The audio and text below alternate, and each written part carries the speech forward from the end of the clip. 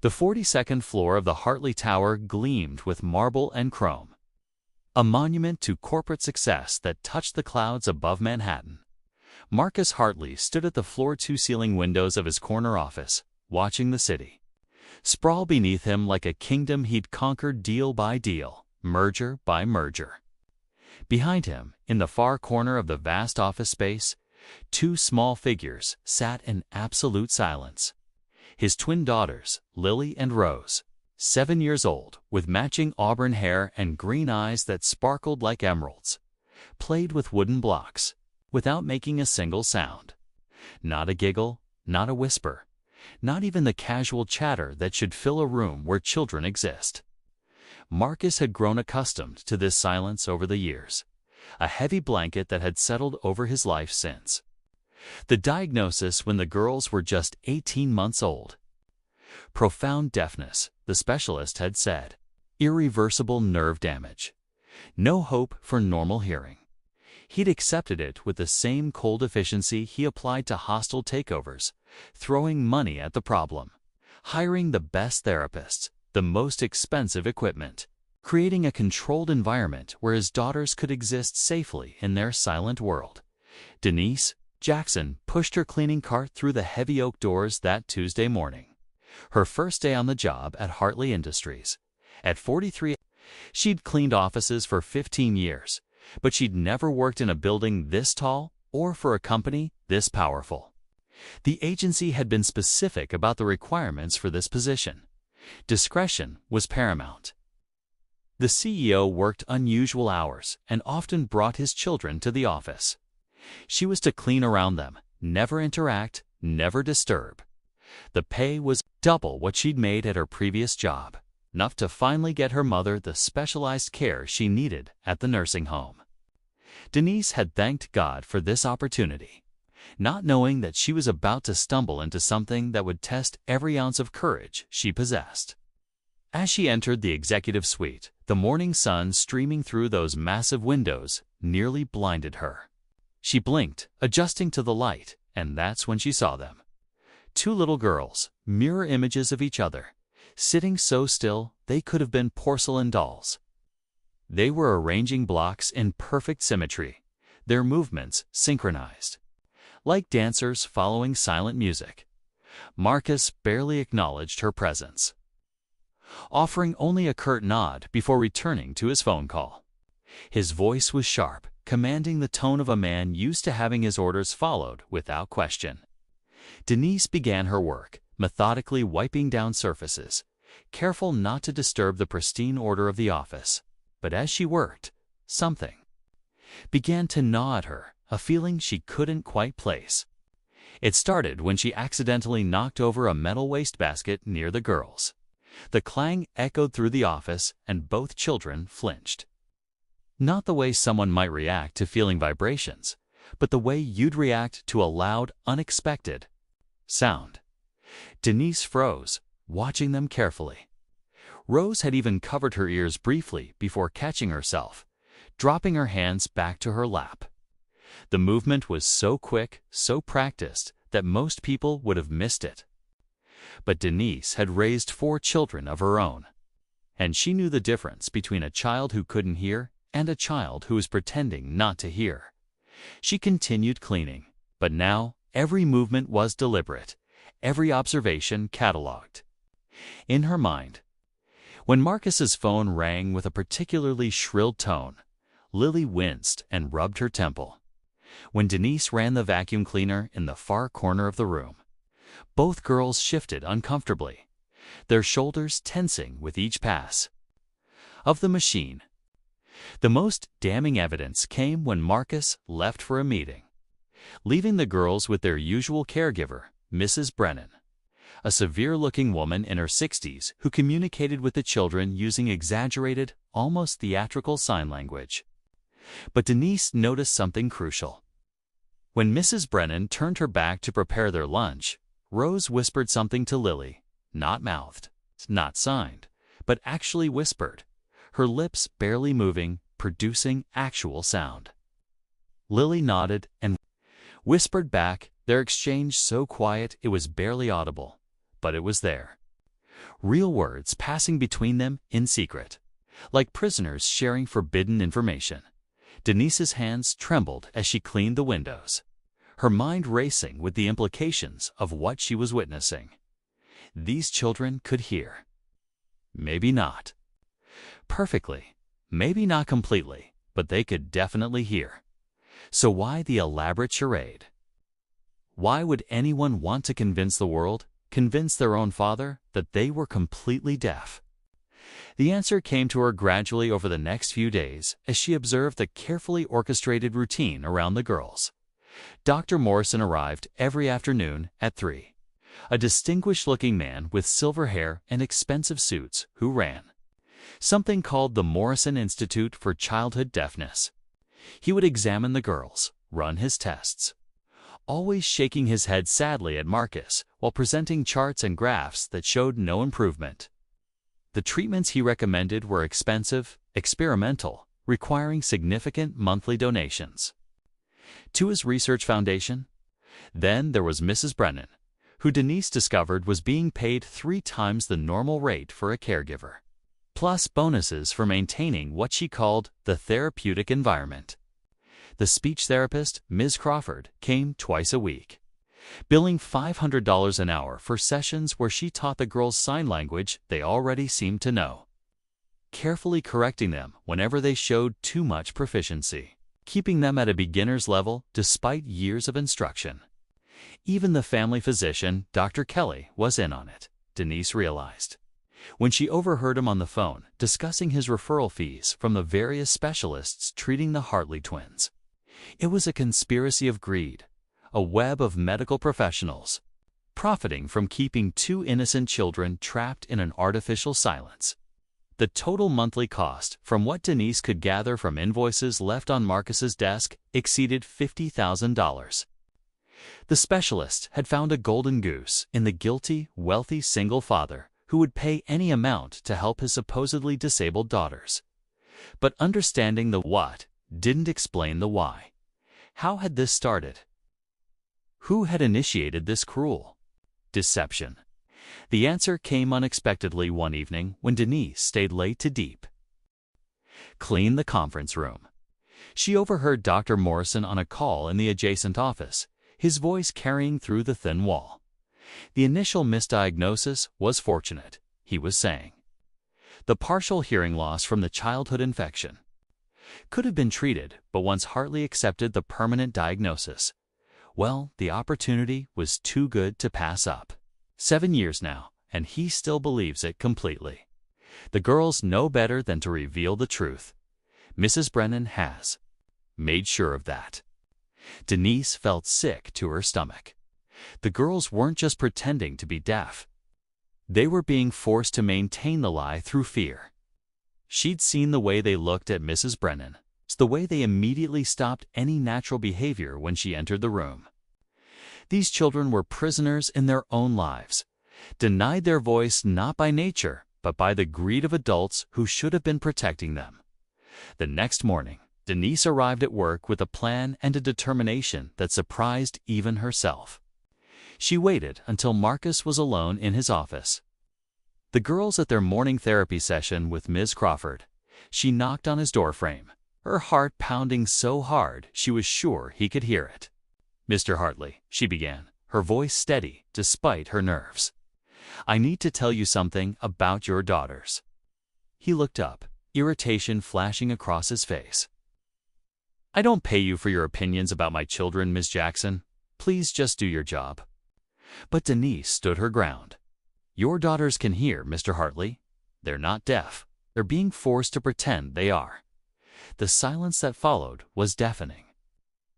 Marcus's face went from irritation to confusion to anger in the span of seconds. "How dare you?" he said, his voice low and dangerous. "Do you have any idea what my family has been through? The specialists, the tests, the treatments? And you, a cleaning woman, think you know better than renowned doctors." "I know what I've seen," Denise replied, not backing down. "Your daughters flinch at loud noises. They whisper to each other when they think no one is watching. They respond."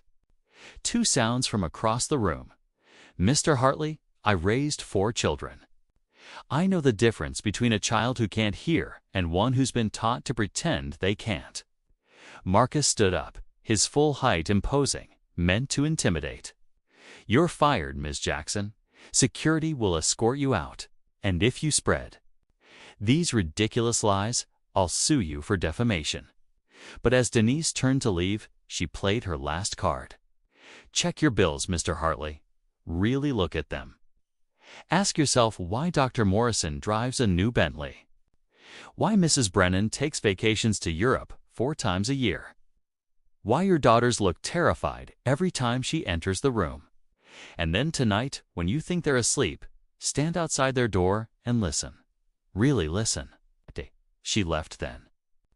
Security indeed escorting her from the building, her belongings in a cardboard box. But she'd planted the seed of doubt, and she knew Marcus Hartley hadn't become a billionaire by ignoring his instincts. That night, Marcus did exactly what Denise had suggested. He stood outside his daughter's bedroom door at midnight. Something he'd never done before, always trusting Mrs. Brennan's reports that they were sleeping soundly. What he heard shattered his world and rebuilt it in the same instant. His daughters were talking, quietly, carefully, but actually talking. I miss Mommy, Lily was saying, her voice soft and uncertain from years of disuse. She would have protected us from Mrs. Brennan, Rose replied. Remember when we tried to tell Daddy we could hear? Mrs. Brennan said she'd send us away to a special hospital where we'd never see him again. She said Daddy didn't want broken daughters who could only hear a little bit. That he only loved us because we were completely deaf and special. Marcus's legs nearly gave out. He pressed his hand against the wall to steady himself, tears streaming down his face as he listened to his daughters share their fears. Their loneliness, their desperate wish to talk to him, but their terror of losing him if they revealed the truth. He heard how Mrs. Brennan would pinch them if they responded to sounds in public. How Dr. Morrison would threaten them during examinations. How the entire network of supposed caregivers had conspired to keep them silent for profit. The rage that built in Marcus Hartley that night was unlike anything he'd ever experienced. Not the cold, calculated anger of business betrayals, but the primal fury of a father discovering his children had been tortured for years under his own roof with his own money funding their torment. He didn't sleep that night. Instead, he made calls. To his lawyer, to a private investigator, to the FBI's healthcare fraud division. By morning, he had enough preliminary evidence to bring charges against everyone involved in the conspiracy. But first, he had to free his daughters. He entered their room at dawn, finding them awake, sitting up in their beds. They immediately looked down, preparing to play their silent roles. But Marcus crossed the room and knelt between their beds, taking one small hand from each daughter. Lily, he said softly. Rose, my beautiful, brave girls. I know you can hear me, and I am so sorry. The dam broke. Both girls launched themselves at him, sobbing, their voices cracking and uncertain as they tried to speak after years of enforced silence. Daddy, we wanted to tell you. We were so scared. Mrs. Brennan said you'd send us away. She heard us when we made sounds. The words tumbled out in a flood, 7 years of suppressed communication pouring forth.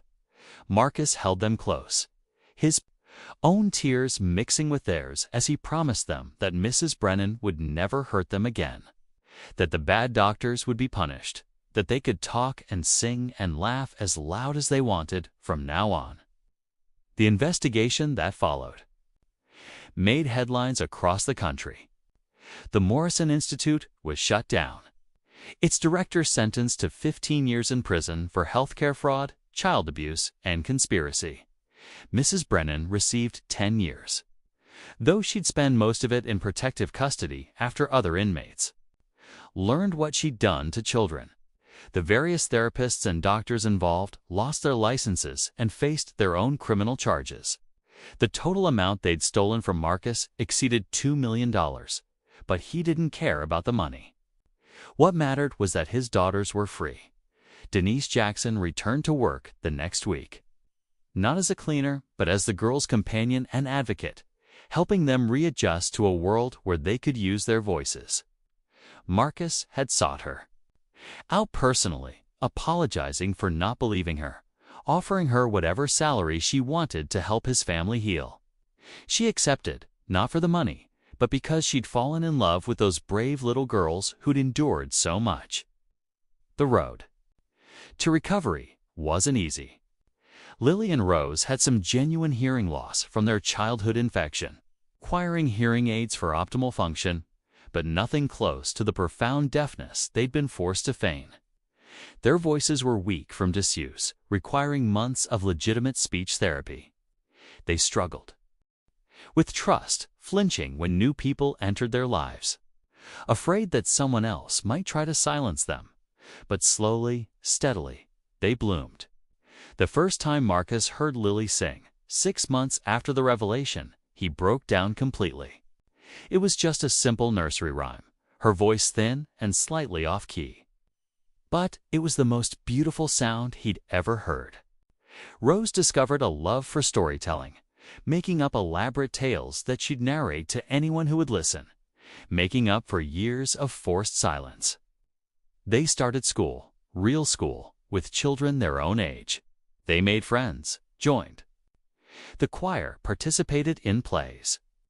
They were still quieter than most children, more observant, more careful with their trust.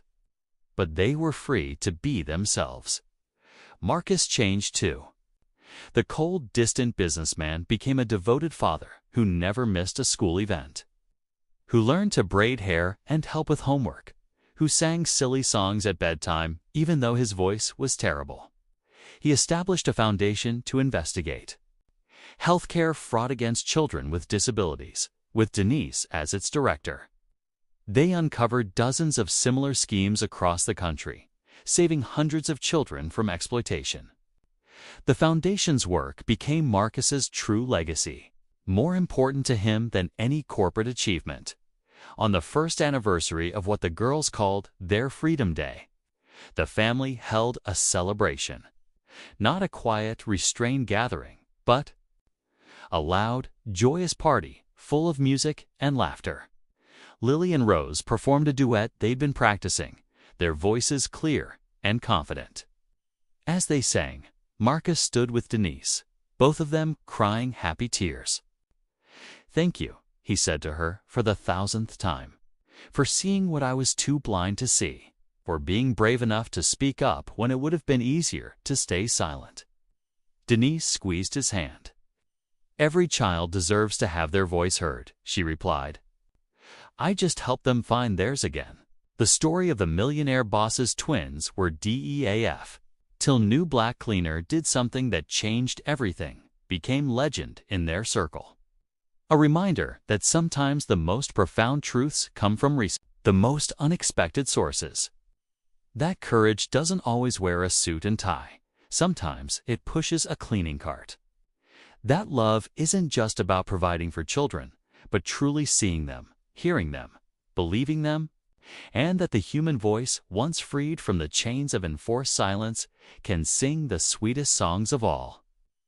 Marcus would often tell people that he'd spent millions trying to help his daughters with a disability they didn't fully have. Was a minimum wage cleaner who'd given them the one thing money couldn't buy, the truth that set them free.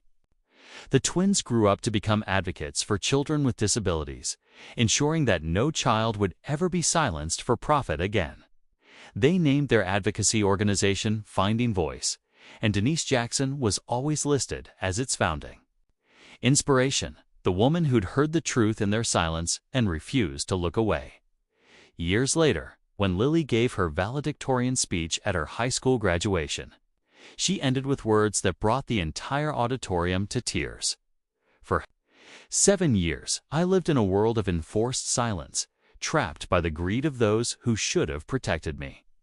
But one person, one brave woman with a cleaning cart and a conscience, heard what others chose to ignore. She taught me that sometimes the smallest voices can speak the loudest truths. and that courage comes not from position or power, but from the simple act of caring enough to listen. To all the children out there who feel unheard, whether by disability or circumstance, know that someone out there is listening. Your voice matters. Your truth matters. And someday, someone will be brave enough to help you sing. The applause that followed was thunderous, but Marcus barely heard it. He was too busy hugging his daughters. These remarkable young women who'd survived the unthinkable and emerged stronger for it. Beside them stood Denise, now family in every way that mattered, the woman who'd saved them all with nothing but intuition, courage, and an unshakable belief that every child deserves to be heard. The Hartley Foundation went on to expose over 300 cases of medical fraud against children, recovering millions in stolen funds and sending dozens of perpetrators to prison. But for Marcus, the real victory was simpler. The sound of his daughters' laughter filling their home, their voices raised in song, their words of love spoken freely and without fear. The Millionaire boss's twins were DEAF, till new black cleaner did something that changed everything. It wasn't just their story anymore. It became a beacon of hope for families trapped in similar situations. Proof that sometimes the most extraordinary heroes come in the most ordinary packages, and that the truth, no matter how deeply buried, will always find a way to surface when someone cares enough to dig for it.